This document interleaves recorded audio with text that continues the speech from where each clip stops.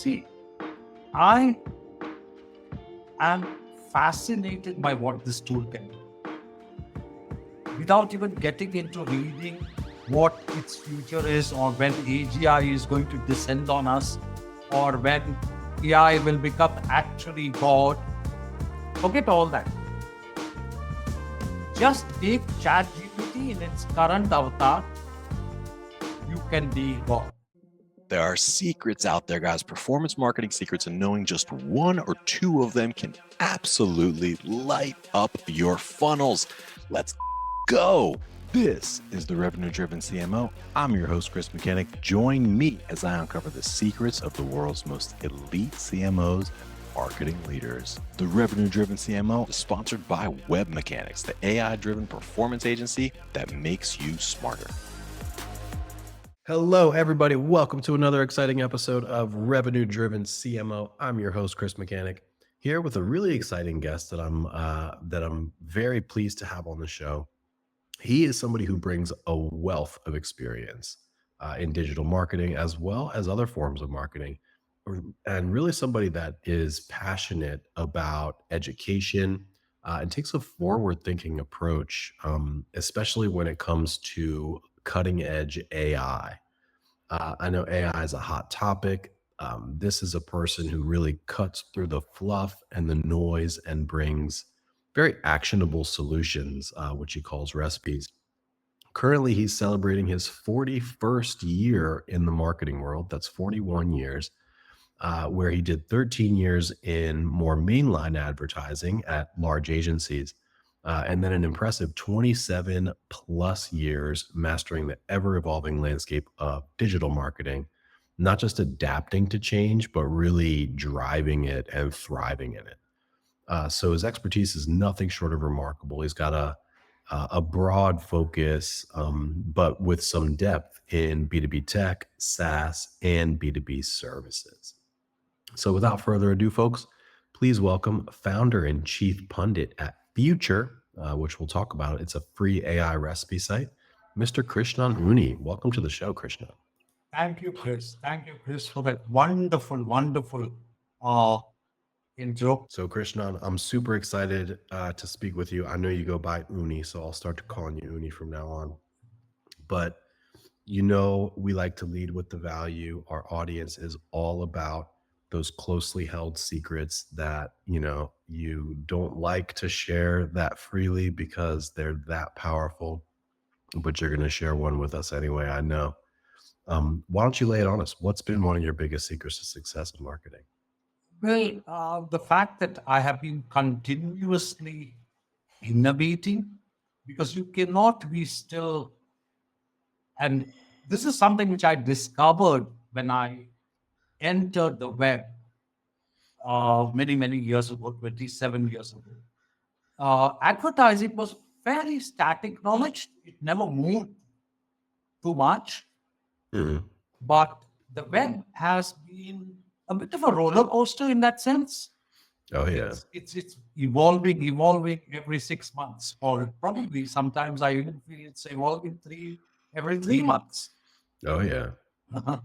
Yeah. So how do you stay on top of that? How do you stay ahead? So it's basically reinventing yourself, throwing out the garbage, sort of, so to speak, every now and then. Mhm. So throw out the past and take in new stuff. And you have to be on a continuous cycle for that, because technology changes, marketing changes, everything changes. Yeah. So how do you do that? Is that just like a mental thing of like, hey, Yeah, toss out the I past? think I'm geared to mentally towards learning new things. So Mm. you need to have it in your psyche to be doing it. Mhm. It is, I think, something which is innate. You have to be curious. You have to be probably a generalist Yeah. rather than be focused in just one area. Mhm. For many years, I ran an agency. Therefore, you needed to know creative, you needed to know tech, whether you liked it or not, you needed to know. Otherwise, you were not in control. Oh yeah. Okay. And you needed to know marketing any which ways. So over the years, I've cultivated many such interests, which I'm trying to harness at this age, so to speak. Hmm. Well, it seems like you're doing a phenomenal job. I mean, you are on the bleeding edge of AI. Yeah. Tell us a little bit about your AI journey. Like, when did Yeah. you first get into it? Okay. We started with AI because we were in the content business for a long time. Hmm. And we were looking at ways in which we could supplement our own team efforts or speed up certain things or improve our way of working with external professionals. So we started when, those early days when writer, RYTR, that is, all were there. The first version probably of GPT was getting into it.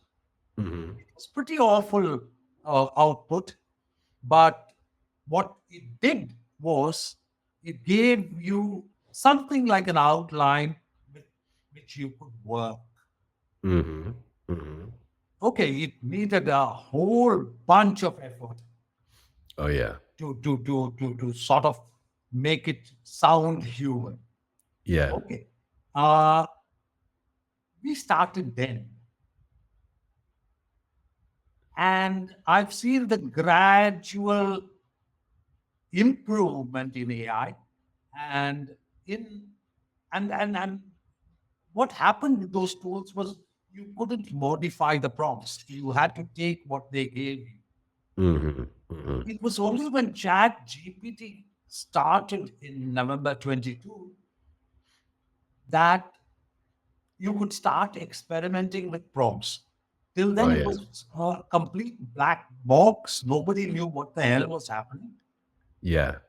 And you just took the output and sort of modified it.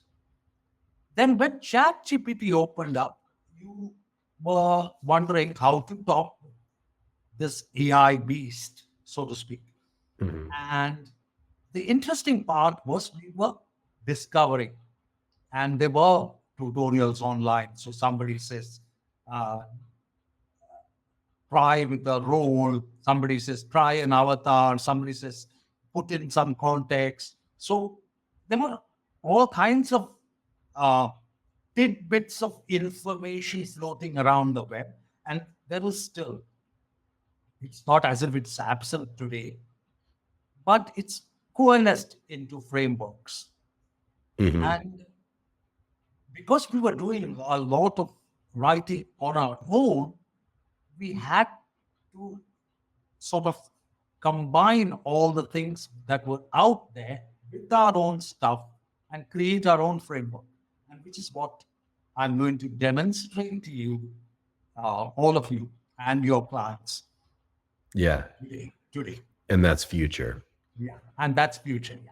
That's awesome. Cool. Well, really quickly before we get into that, Yeah. let's play a game. Yeah. I'll ask you a question. You answer Sure. first, and then I'll Sure. I'll give you my answer. Yeah. But this is what everybody's wondering right now. Yeah. How can we use AI to create content that is not crap? Oh, okay.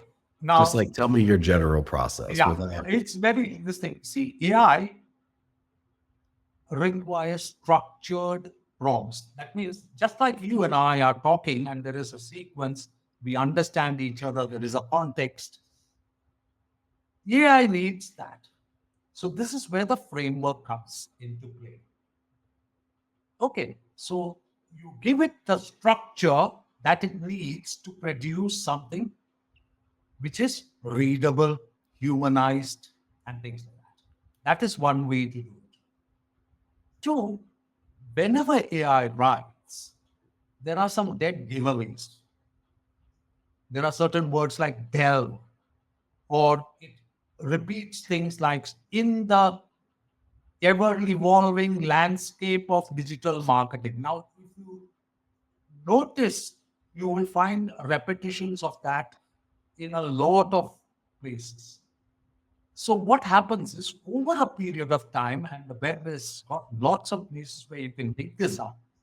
What are the dead giveaways? What phrases?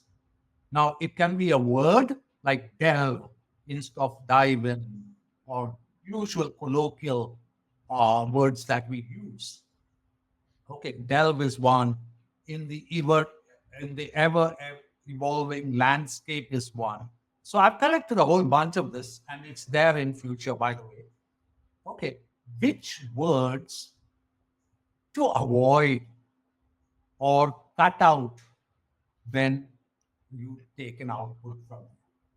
Then there is another remarkable thing which most people don't know, which is called a role. Now, you can give a role to the AI. That means I can ask it to mimic Chris. Now, if Chris is a famous author, then it has in its index a lot of work about Chris and the style and tone at which Chris writes. So it will mimic Chris's vocabulary and way of writing to me.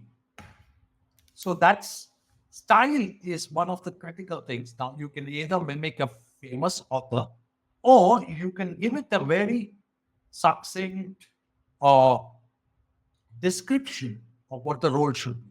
So if you manage these parameters, you will get output which is humanized. Mm-hmm. So are you typing these things manually in with each prompt, or is this like a custom? See, I have a library of prompts. Plus, I've written so many prompts now, Chris, that it's all embedded. So I don't even refer to my own prompts. I keep typing them in from memory. You just type them out. Yeah. That's cool. So I'll tell you a couple of ways that I've discovered to create content that's not crap. One of them I just discovered the other day, and I discovered it quite randomly. But it was simply, instead of saying, hey, you are a digital marketing expert and content creator, instead of assigning it a role and doing a structured prompt, I simply asked a question. I started with a question. And it was, I discovered a new tool called Google Cloud Composer. And I didn't know what it was, but it was clear that it was relevant. So I go, hey, what is Google Cloud Composer? And it tells me. And I go, and then I start asking questions which my audience would like to see. And I would say, like, why is this important for digital marketing? And it would tell me. And then I'd be like, what are some key use cases that, you know, a digital marketer could use for Google Cloud Composer? And then it would tell me. And then I would be like, and then I was like, okay, come up with 3 hypothetical examples, one in B2B tech, one in software, one in, you know, whatever third industry. And, you know, describe this hypothetical example incorporating other tools that those types of companies would use. For instance, a software company uses, you know, outreach.io, like B2C uses Salesforce, whatever. And then it's just like spitting all these things out. And then I was like, cool, now compose this into a blog post for me. Yeah. And it did. So it was basically like, it didn't know it was writing a blog post at first. But I feel like the reason that I thought that was cool was because in doing it like that, it's unlikely that there's like other content that exists like that, you know, like it's going to be quite unique content because see, basically what you're doing, Chris, is you got into a learning mode and dialogue with the AI tool. Now it can write, it can also give you answers to questions logically. So you basically questioned it and then converted all the answers into a blog post. Yeah. Okay. Now, AI is a learning tool. AI is a landing page builder. AI is a blog post builder, social media builder, whatever. Okay. AI can write like Chris. AI can write like Unni, provided Chris and Unni are famous people and in the database. Yeah, which we clearly are. Which we clearly are. But how do I overcome that? I just take, say, 3 articles or 4 articles written by Chris, put it into ChatGPT or Gemini or Perplexity or whatever tool that you are using, and say, analyze the tone and style of this author and give me a detailed description. Okay, so then I'll get a very elaborate description of your style and tone with some of the peculiar phrases that you use, which is found in your copy. Mhm. Now, I can take that and say, every time I want to write like this, use this as part of your prompt. Mhm. That's smart. Okay, so I can mimic your style and tone based on a set of articles which I feed it. Yep. Okay, now it has got prefed stuff. Now, if I say mimic J.K. Rowling, it will, because J.K. Rowling is famous and it has already indexed the works of J.K. Rowling. If I say write in the role of, or write like Shakespeare, it will. Write like Dickens, it will. If you're in marketing and you want to write like Dan Kennedy or Perry Marshall or J. Abraham, it will write like that. Yeah. Well, it tries to anyway. Yeah. The beauty is that when you specify the role as an author, you don't have to specify the style. But if you give it a descriptive role, which is coming out of your own head, then you need to specify the style and tone. Yeah. Yeah. Mhm. No, that makes perfect sense. Okay, cool. Well, tell us a little bit about future. So it sounds like you still have your agency, it sounds Yeah. like, Yeah. but you have, set that up so that your team is running it and you're spending most of your time on future, Yeah. which the headline says AI recipes to 10x your productivity and creativity. Compelling hook there. Yeah. What do you mean by AI recipes? Okay. And Fair enough. Now, in a normal agency, what are the content tasks that you would engage in?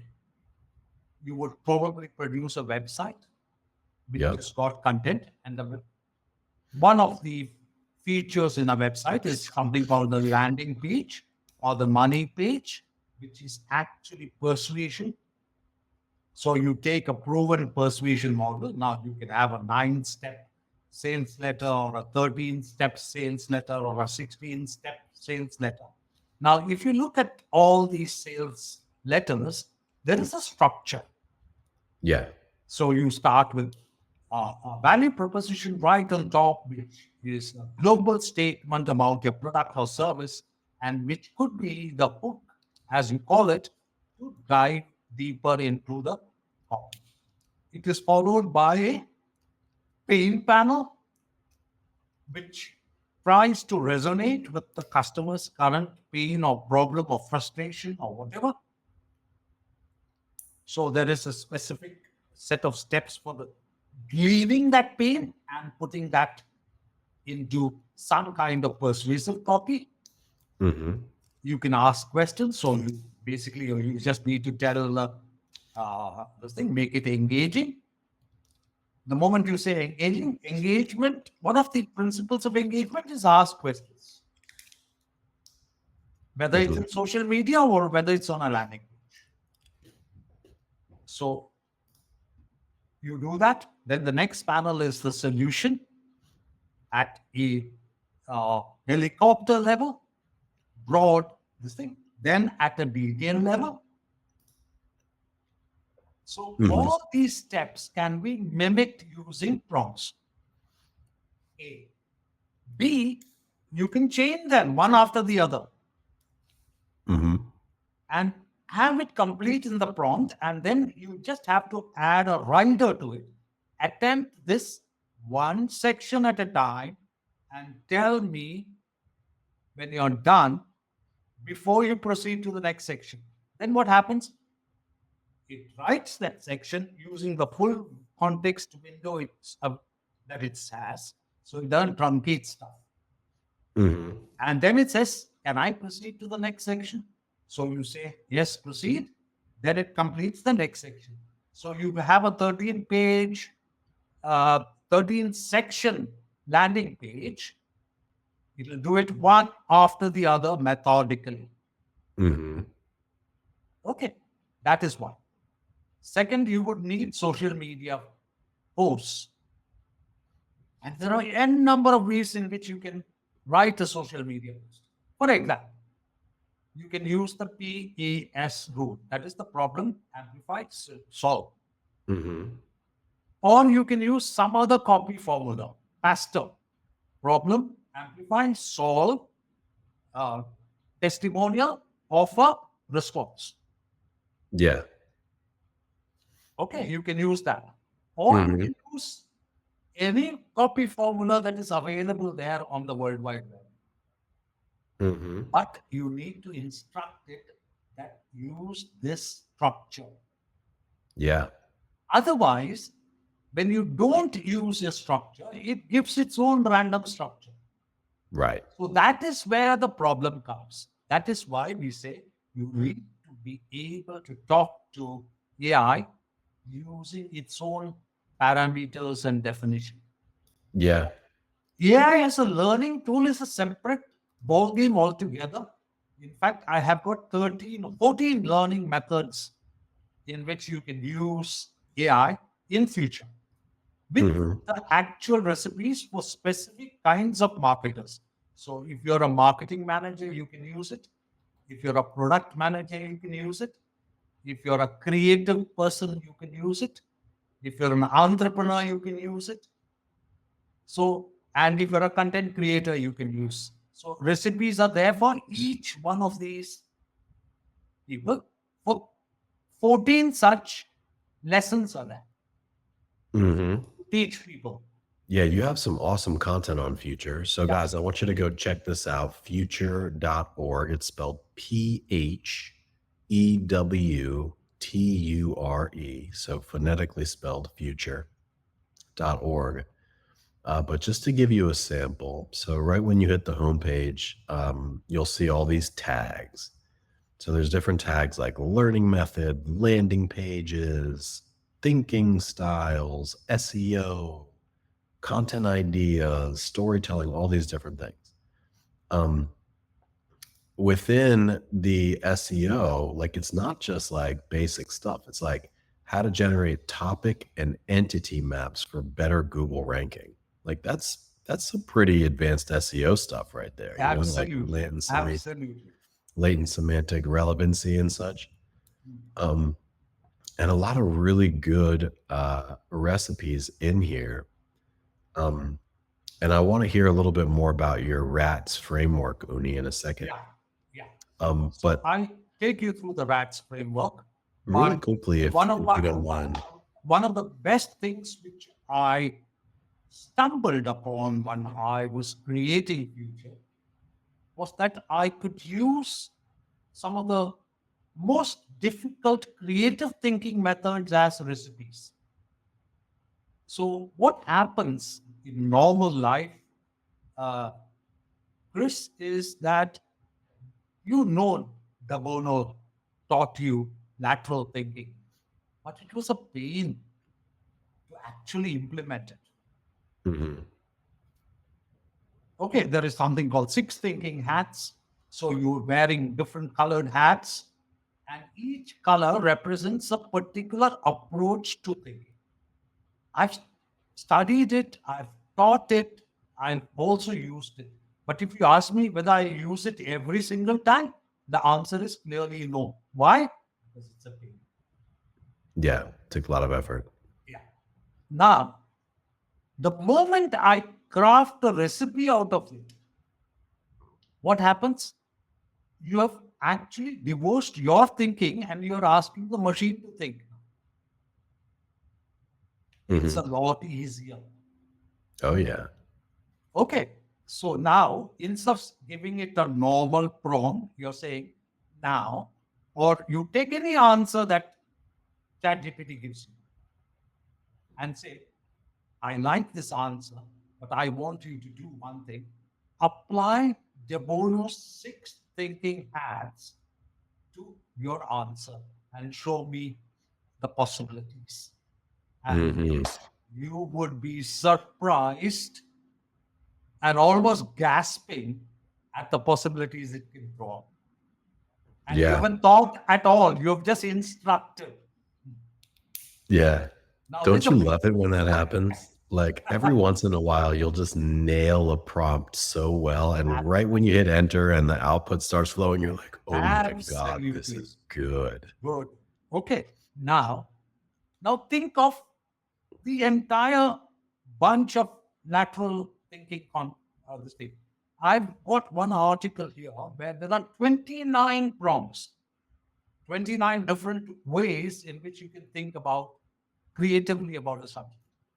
Then Mhm. there's another article which hones in on one particular method called scamper. Okay.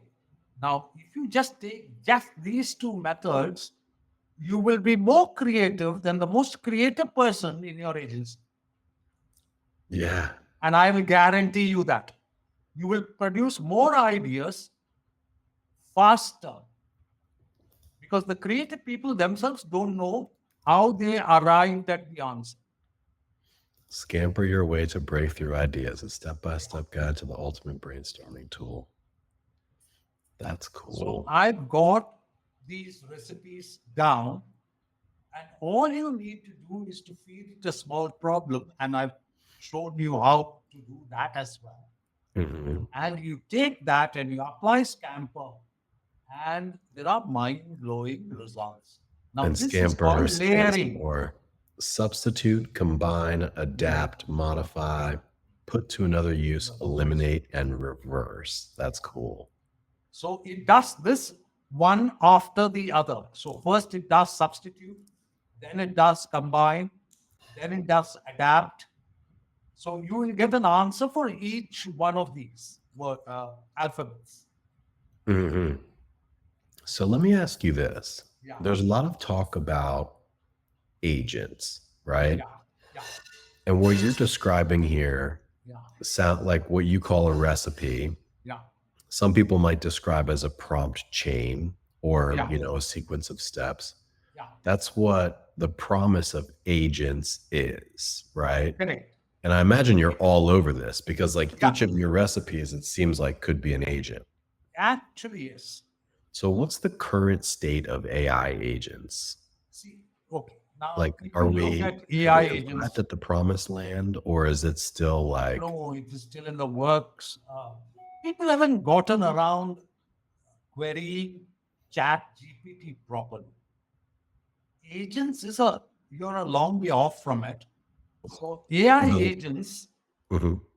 are like Jasper. That means you put the recipe in, then the execution team just executes based on that recipe. Whereas if you were writing the prompt, you have flexibility of changing the role, you have flexibility of changing the style and tone, you have the flexibility of changing the avatar, all the variables in the prompt. Mhm. That means the most flexible way to get an output is still a prompt, not an AI agent, not Jasper, Yeah. but use prompts with ChatGPT or Perplexity or Gemini or whatever tool you're comfortable using. Yeah. Well, what about an example where it's like your prompts are just so dialed in? Yeah. Or for instance, like on the agency side of things, suppose it's for a client who Yeah. like their tone doesn't really change, like you want it to Yes. be consistent. Yes. Um, in a world like that, you wouldn't really need to or want to modify the prompts. Like it might be good enough the way that it It might comes be out. good enough, but very few variables you might want to play with. Suppose you improve something, Yeah. just like what you mentioned 10 minutes ago when we started this dialogue. You Mhm. said, I found a new way of learning, and you can't do that with a prompt, with With an a AI with the agent. agent. That's true. Yes. But have you been experimenting with that? Like what I'm Yeah, wondering is like where I can we know. go to build an agent?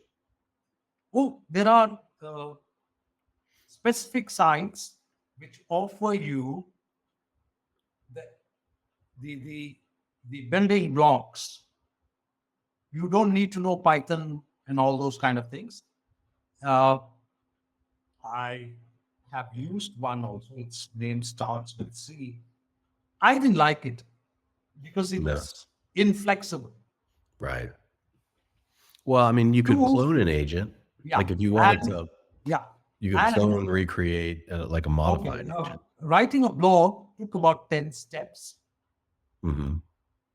and it gobbles up credits faster than you can say, hello, okay, and they charge you for the credits. Ah, I see. So it is still early days, and a lot of the hype is by the software guys who write these AI agents Yeah. and by the investors who have put in money and are seeking results. Right. So they Right. tell you that it is the best thing to happen to you since sliced bread, but it's Hmm. not true. I see. Yeah, I came across this one tool which was quite interesting. Yeah. It's called God Mode. God Okay. Mode dot space. Yeah. Uh, and it's quite interesting. It go like there's just a single input field that says, what do you want to do? So you can Yeah. say, write a blog post. And then it comes out and says, okay, here are the steps involved with writing the blog post. Do you want to accept this or would you like to modify it? And then once you hit accept, it basically, like you said, just goes through those steps. But it does stop to ask for feedback at each step. Like it's like, is this acceptable? Yes or no, basically. You can Uh, still do that with a prompt. Many of these things which you are saying can be built as part of the prompt itself. So right. before I get into helping you with a blog post, here are a few questions. Would you mind answering them so that I can use that as the context for writing your blog? So Yeah. those kind of things can be done even with basic ChatGPT instructions. Yeah. But the problem is that it doesn't remember it the next time you come to write it. That's what the AI agent does. Right. Do you use custom GPTs a lot? Yeah, I do. You But do. of late, I have not been using any of those things. I've been writing my own prompts and using it.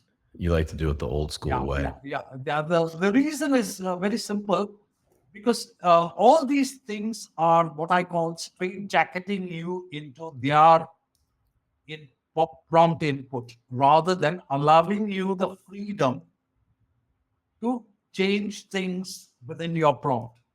Right. It's funny. I say the old school way as if Yeah. it's old. It's just Yeah, like I don't think it is less old than 2 school. years old. It is the most flexible way available, Chris. And if you're used to flexibility, you wouldn't want any other way. That's why Right. I don't use AI agents, though I have tried my hand at it. I don't use custom GPTs, though I have tried my hand at it. I constantly experiment with my prompts and see what kind of output I can get. I chain lots of them. Like, for example, let me give you a simple say you're writing a social media post. Hmm. Okay. Now, and you want to use lateral thinking methods along with copy formulas. So you say, these are 5 copy formulas, use them at random. And these are 5 lateral thinking methods, use them at random, along with the context for your social media. Now combine all 3 and write the social media post.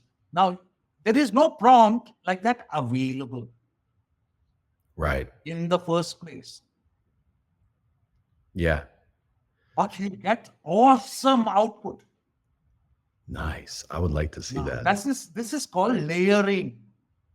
Yeah. So you take a normal prompt, to the answer of that, you add 2 extra steps, and then you see what the output is. That's awesome. Now, So, you can do Unni, that for even a blog post. I love that. So, Uni, we're running a little bit short on time. Yeah. I love future, what you're doing there. I want to include some of like the best of in the show notes for this episode. Yeah. That idea that you just had was a really good one. Like, here's 5 copy techniques, here's 5 lateral thinking techniques, use them at random. So if you can send me something after this too that we can include in the show notes, just to like give folks a flavor of future. I would be more than happy to do that. As Brilliant. soon as we get off the show, Chris, I will send you a note.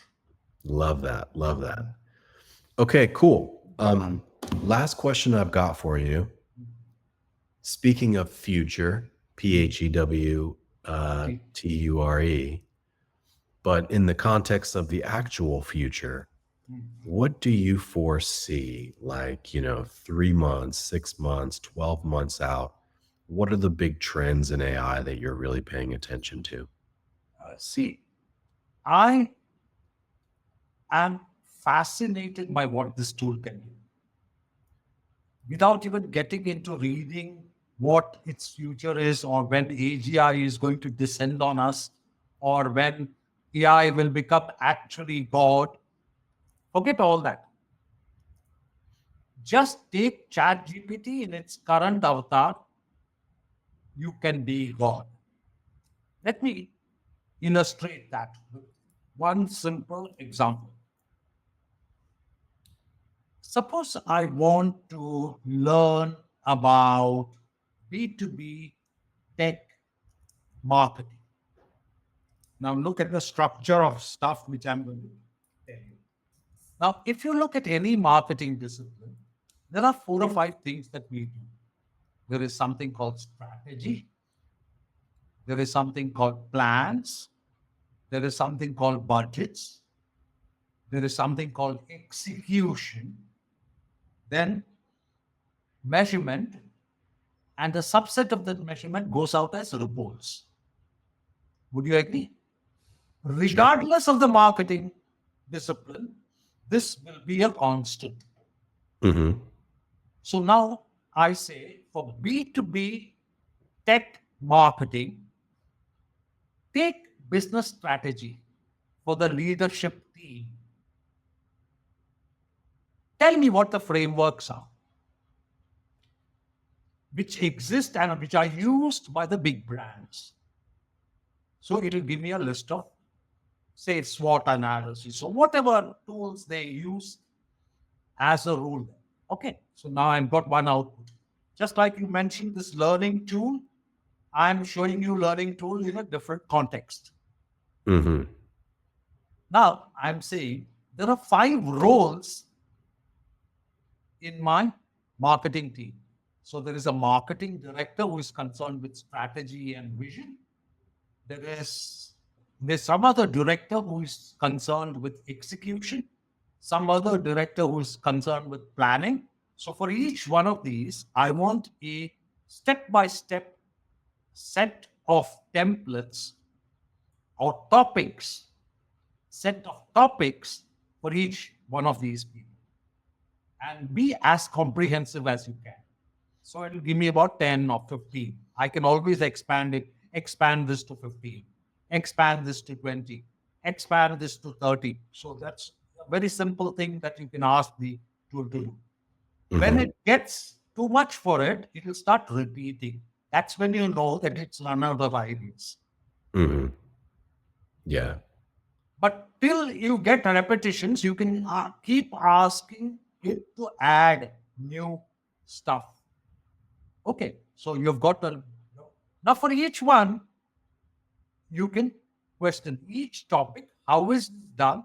Explain this step by step. Yeah. Even if I don't know anything about B2B tech, give me a day and I'll be as much of an expert as you are. Yeah. Just by querying it across very specific things which I want to know. Mhm. That makes So sense. if you have structure thinking in your head, you are an expert and you can sort of condense most disciplines into 5 or 6 things.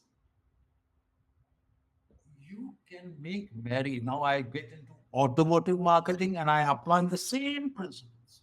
Mhm. And I get everything I need to know about automotive marketing. I get into skin cream marketing. Applying the same steps, I get all the rope I need. Mhm. So Mhm. how long does it take you to become an expert in something? It's as long as you can structure a query and give it to ChatGPT. Super exciting. That's so exciting, right? It's like everything is in reach. That means you can be anything you want to be, Chris, because of AI. Today, I'm not talking about tomorrow. Tomorrow might be a different thing. Yeah. As of today, I even told the client, I will talk to you on cybersecurity, even if I don't know a thing about cybersecurity, but I will train your entire team on the processes, on strategy, on marketing. You tell me when you want. Unni, that's fascinating. We got to wrap here because we're Yeah. at just about time. For everybody listening, I definitely encourage you to check out Future. That's PHEWTUR.org. Unni, for folks that want to reach out to you or learn more about you or Future, where would you direct them? I would direct them to future.org. And in case you wish to get in touch with me, you can write to Chief Pundit, as in CHIEF at future, as in PHEWTURE.org. Love it. That's We're going to include all types of goodies in the show notes here, which Unni is kind enough to share with us. If you like this or if you learned anything here today, why not share this with a friend? Drop us a 5-star review wherever you get your pods. Unni, stay on the line for just 1 minute and we'll wrap. But for everybody else, that was another exciting episode of Revenue Driven CMO, and we will see you next time. And that's a wrap. Thanks for joining us here today. For show notes and other episodes, visit us at revenuedrivencmo.com. That's revenuedrivencmo.com. And hey, exclusive for listeners of this podcast, Web Mechanics will do 10 to 20 hours of work for you for free. Literally no sales calls, no BS. Just give them a problem and they will put a team to work for you for free for 10 to 20 hours. Even if you're already a client. If you're struggling with demand gen, lead gen, SEO, SEM, Google ads, LinkedIn ads, conversion optimization, if you can't get Facebook or Meta ads to work for the life of you, or you can't figure out attribution, Web Mechanics will take a good hard look at whatever problem you give them, whatever programs you put in front of them, and they will give you an objective, informed opinion, plus some advice from 10 to 20 hours of senior level attention. And that's just because you're a listener of this podcast. So I would suggest take them up on this offer. It's ridiculous. Go to revenuedrivencmo.com/free, fill out the 2-minute form, and you will not regret it. Literally zero downside, unlimited potential for growth. So do yourself a favor, revenuedrivencmo.com/free, no hyphens, no punctuations. You will be happy about that decision.